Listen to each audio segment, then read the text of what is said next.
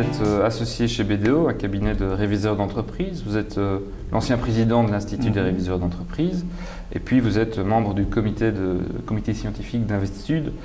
Vous voyez beaucoup de bilans passer sous les yeux, beaucoup de comptes d'entreprises, finalement aussi beaucoup d'entreprises dans le cadre de vos activités.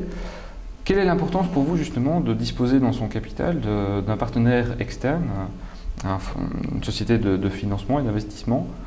Quelle est pour vous cette importance? Alors, c'est effectivement important pour une PME de pouvoir recourir à du capital à risque externe parce que de manière générale, les PME ont un capital trop peu important par rapport à leur activité et c'est de manière structurelle assez logique. Alors on pourrait penser a priori, finançons la croissance uniquement par des recours à l'emprunt, à des straight loans, etc. Ce n'est pas toujours une solution satisfaisante car il faut un équilibre raisonnable entre ce qu'on appelle les fonds propres et l'endettement externe. Et donc, le recours à des emprunts, d'accord dans une certaine mesure pour financer l'activité, mais il faut toujours une certaine proportion entre les dits fonds propres et cet endettement externe. Et donc, cette augmentation de fonds propres peut plus facilement être réalisée par des acteurs externes, des acteurs de capital à risque, souvent que par les actionnaires familiaux qui, très souvent, ont laissé la majorité de leurs bénéfices dans l'entreprise, mais ce n'est pas suffisant parce que la croissance est trop importante.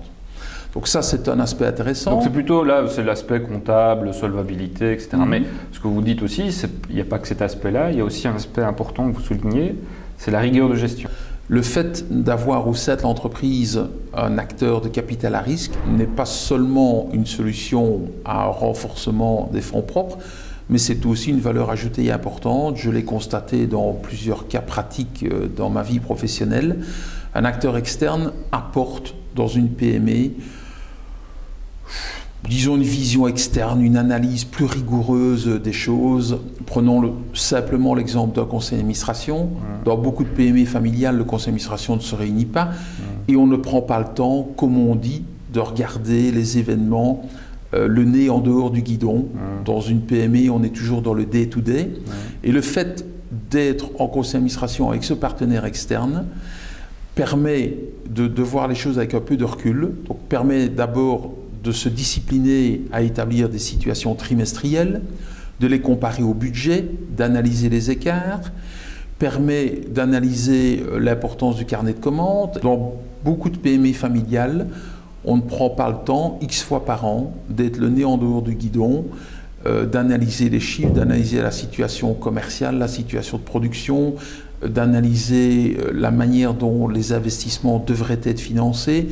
Quelque chose qui peut freiner aussi un responsable d'entreprise par rapport au recours ou non au capital risque, c'est le coût. S'il est dilué à 90% à un moment donné, il se dit non, finalement, le jeu n'en vaut peut-être pas la chandelle, peut-être que je vais reporter le projet de croissance que j'avais ou le faire financer par une autre formule.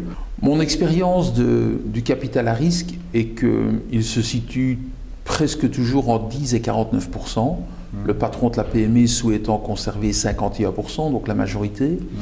Et si les besoins financiers sont plus importants qu'un capital à concurrence de 49%, souvent l'acteur de capital à risque comprend la situation, le souci du patron de PME et trouve une solution qui est une partie en capital, une partie en financement classique.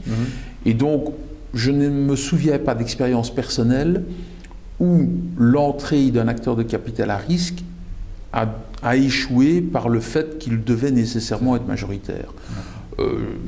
Il y a peut-être des cas exceptionnels, mais dans la très très grande majorité des cas, l'acteur de capital à risque qui intervient de manière minoritaire offre la possibilité, après X années, au patron de PME de racheter les actions, le capital à risque étant là comme un tremplin pour passer un cap dans la PME, et ça se passe dans la très grande majorité des cas que j'ai pu connaître, ça se passe de manière très bien, de manière fair-play.